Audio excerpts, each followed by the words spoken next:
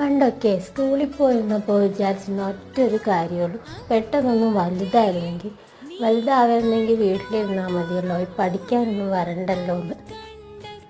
അതായത് മദ്രസ കഴിഞ്ഞ് കഴിഞ്ഞാൽ സ്കൂള് കഴിഞ്ഞ് ട്യൂഷൻ, ഒരു ബിസി ഷെഡ്യൂൾ തന്നെയായിരുന്നു അന്ന്. കാലങ്ങൾ മുന്നോട്ട് പോയപ്പോഴാണ് വിചാരിക്കുന്നത് അന്ന് നമ്മൾ അനുഭവിച്ച ആ ഒരു സ്വർഗം പിന്നെ കിട്ടില്ലെന്ന്.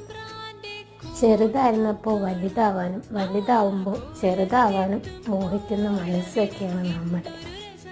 +1 തുടങ്ങിയപ്പോൾ ഞാൻ അടുത്തുള്ള കുട്ടികൾക്കൊക്കെ ട്യൂഷൻ എടുക്കുമായിരുന്നു.